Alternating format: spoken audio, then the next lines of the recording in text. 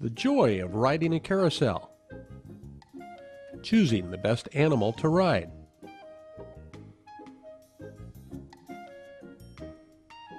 The machine starting up slowly, then getting going full speed. I'm Darrell Jaben, and today we'll talk about the history of carousels, the different styles, the craftsmanship, and the people behind creating the Salem People that love their carousels. and Albany carousel. I came back to town and I was so excited. We'll build a carousel. As we discover how Oregon carousels are creating new traditions.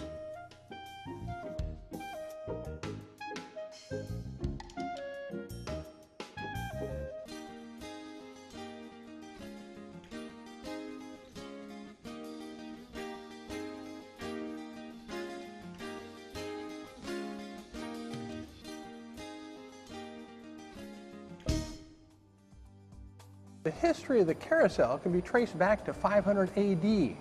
That's when people would go around in swings around poles. But the carousel that we're familiar with started in France. It was there that French noblemen practiced for a game called spearing the ring. It's where they would use a rotating platform and a wooden horse to practice for that game. That's where we came up with the carousel that we're familiar with, as well as the game called Catch the Brass Ring. So, how does this thing work? Well, what the operators will do, sometimes we're just one volunteer in here, and the volunteer might say Brendan or Mel or Joe, I've got somebody that wants to try for a brass ring. Okay, so we come in here and we'll stand over here and we'll go, when it starts up, we'll wait till it gets going full speed, and then we'll spin it over and lock it, and we go, fish is in the water. And what they do is they ride the horses and they try and reach out and grab a ring. If you get the brass ring, you get a free ride. That's pretty much with all the carousels. Now, you go to various different carousels in the world, in the North American continent. Some of them are going to have arms, some of them are carved implements like this one. Or where we got our idea was from Missoula, Montana. That's where we fashioned this carousel, was based on what Missoula, Montana did. The first carousels were powered by animals or people, which limited their size.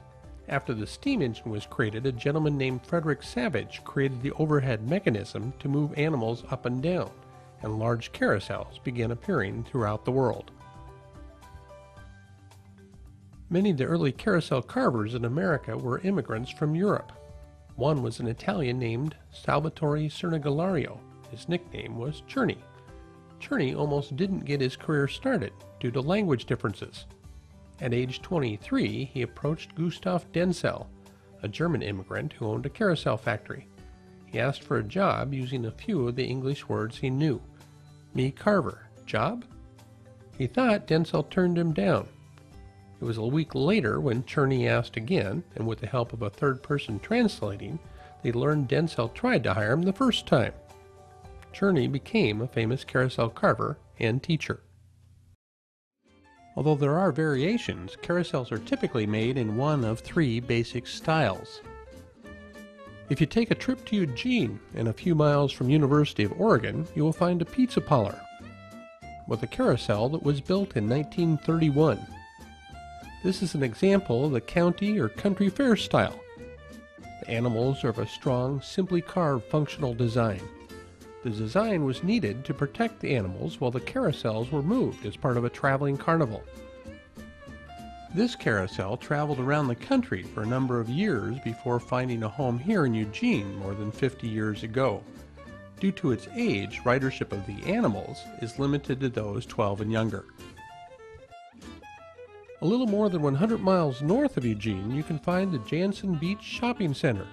But for a number of decades, this was the location of what was the nation's largest amusement park, the Jansen Beach Amusement Park.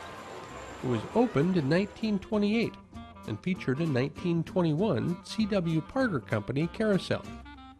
The animals, all horses, were carved in the Coney Island style, a style created by Charles Loof, who carved the first carousel for the Coney Island Park in New York. These animals are much more flamboyant, and carvers were not necessarily concerned about the anatomy of the animal when they finished carving. The carousel was refurbished in the 1990s and now has panels that show off scenes from the Northwest. You can still ride the carousel at the Jansen Beach Shopping Center. It is the last remaining ride from the amusement park. The third style is the Dencel, or Philadelphia style. It was created by the carvers at the Dencel factory in Philadelphia. The animals are in more realistic poses, and carvers paid attention to the natural look of the animal, going as far as using real horsehair on the animals' tails. This style is being used to create the animals for the Albany Carousel project that we will visit later. Now that we've found out about carousel styles, let's go find out about other Oregon carousels. South of Jansen Beach and across the Willamette River is one of the nation's longest continuously operating amusement parks, the Oaks Amusement Park in southeast Portland. It opened in 1905 and has been in operation every year since. As the oldest carousel in Oregon is the 1912 Herschel Spillman Company carousel, it was probably in Seattle before making its home here. It has a menagerie of animals: a deer, a goat, a lion, a tiger, but no bear, oh my. And we can't forget Ginger the giraffe. She was once adopted by a class of 4th graders who took it apart, re-glued, and repainted it to keep it in beautiful shape for future generations. On the Oregon coast, you can find one of Oregon's newest carousels. The Seaside Carousel Mall is built around a carousel that contains replicas of animals by some of the master carvers from the most popular period of carousels in the United States, the time between 1880 and 1930.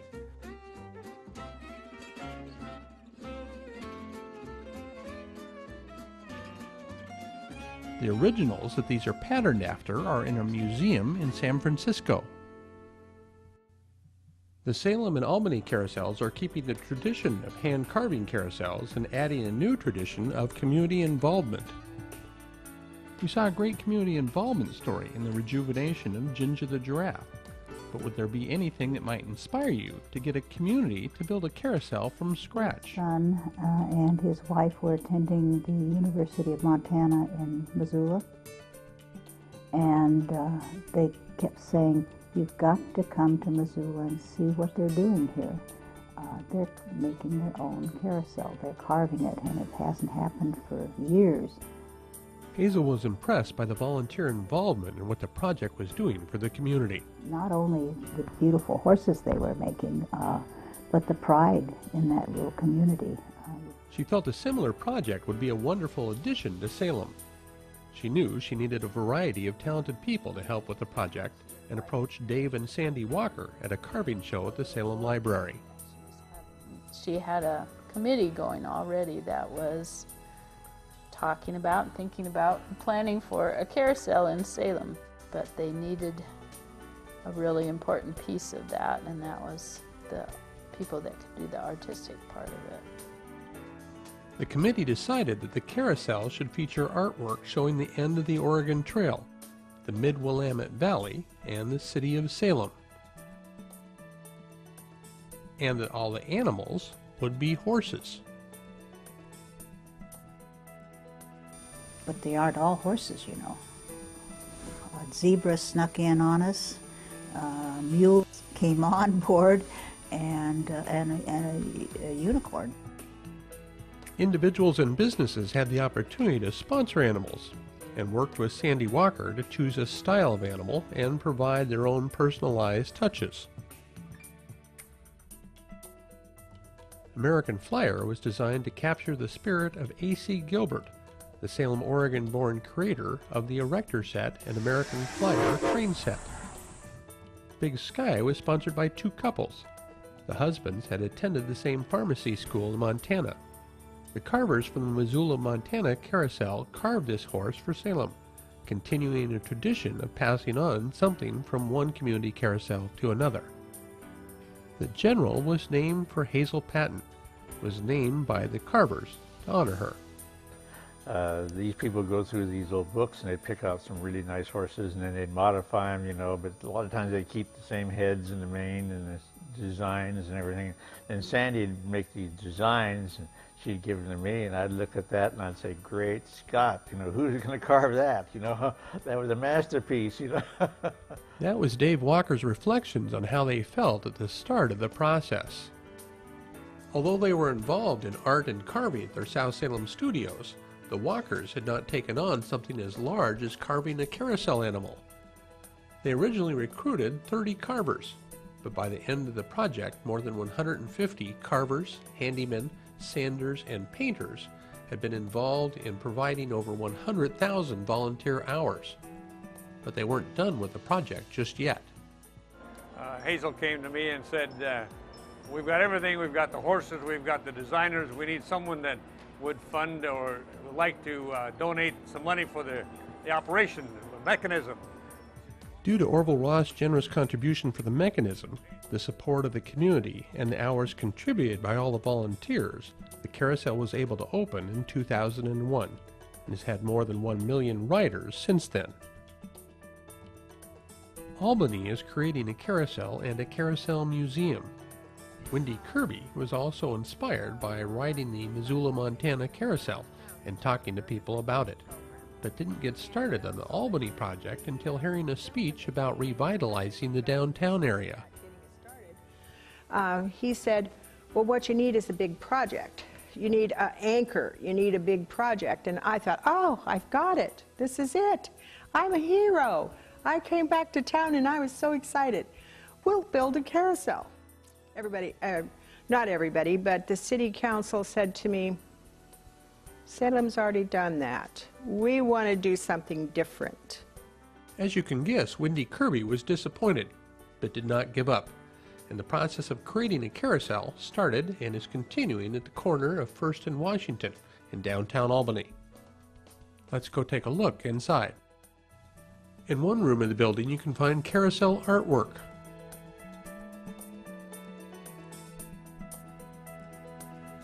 Carousel animals.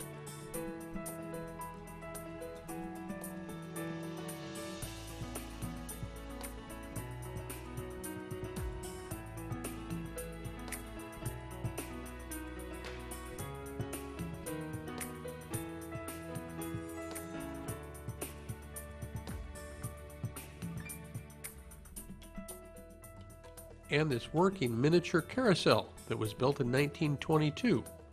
The Densell family used it as a Christmas tree stand. Because it is a work in progress, you can see what goes into creating these wonderful machines and have the volunteers explain the process. The carousel mechanism is a special one that was donated through the National Carousel Association and the Densell family. A 1909 Densell, the style of mechanism is called a brass ring. It's a 54-space carousel, 3 rows of 18.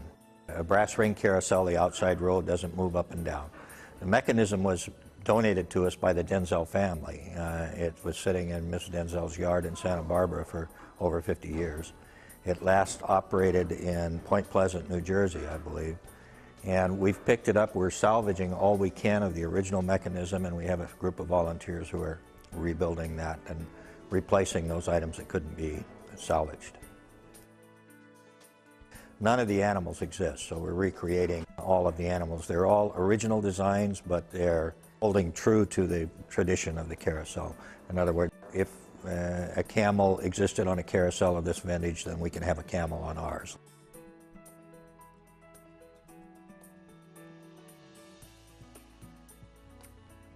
Like the Salem Carousel, the Albany Carousel had people in the community sponsor the animals.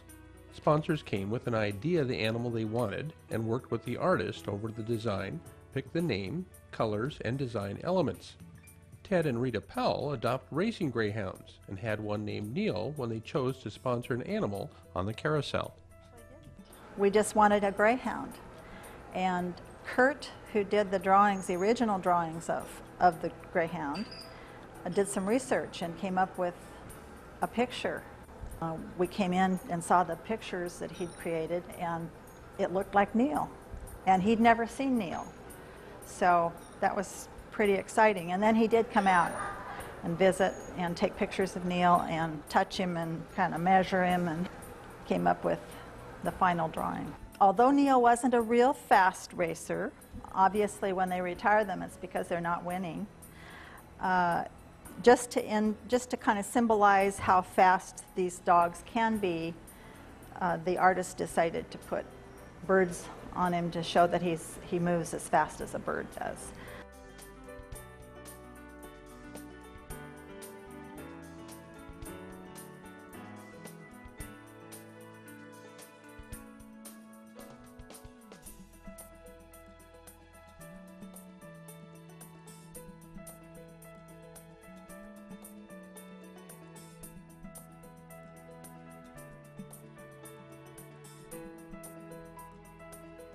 Yeah, I got started about 3 years ago, and they started me on one of the flowers, and then after doing that, and I was approved and looked like I was doing okay, he moved me, the lead carver moved me on to a butterfly.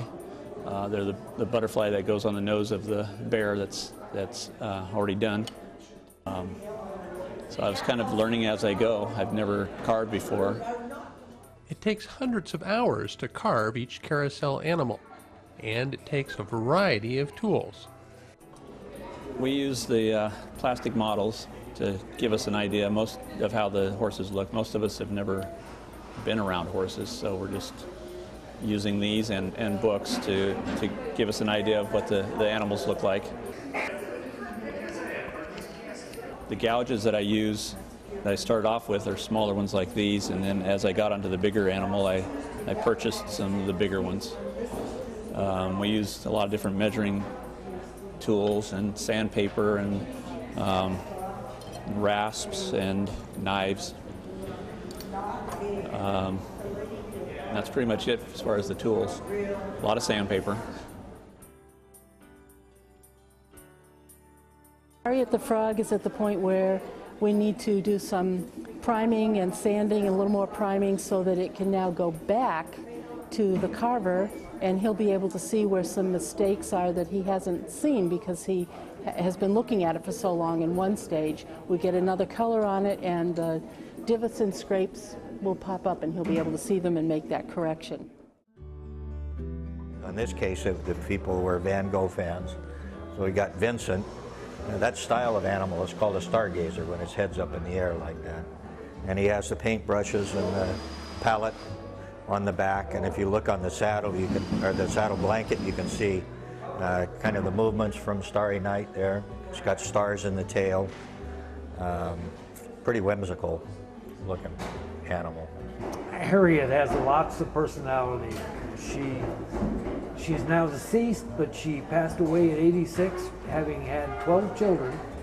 The siblings are the ones that got this story all together about Harriet to present as a memorial to her. And if you look real close at her apron, you'll see proof of it. You'll see on the romance side 6 pollywogs that represents half of her brood. The other half is on the other side of the apron, on the other side of the frog.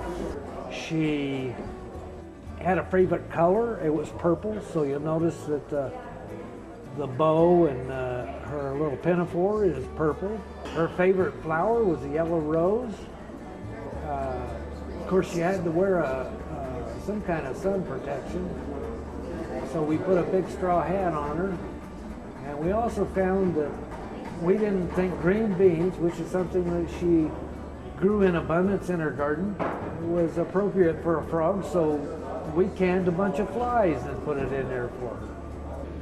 It started out to celebrate my husband and my 50th wedding anniversary, which was in December, and we considered having a big party, and Bill decided that it would be nice to sponsor an animal in the merry-go-round because it would be very much lasting instead of just a dinner. We came down to the Carousel project, and They had several animals for adoption, and we decided on the unicorn because we really liked it. For the breastplate on the front of the unicorn is our initials and 50th wedding anniversary. And Bill was retired as a captain out of the Navy Reserves, so he has the captain's insignia. And I enjoyed singing with Sweet Adeline, so I put some musical notes on there. And then our children are on the saddle blanket, and our grandchildren are on the little medallions hanging. Then we didn't have a name for it, and so our daughter died in 1988 in an accident, and so we decided to put a fairy on to represent Marcella. And so there's a fairy on it and a rose, because her middle name was Rose, Marcella Rose, and we call the unicorn Marcy. Over hundreds of years, these wonderful machines have entertained people of all ages. Thanks to many people in Oregon, that tradition is continuing.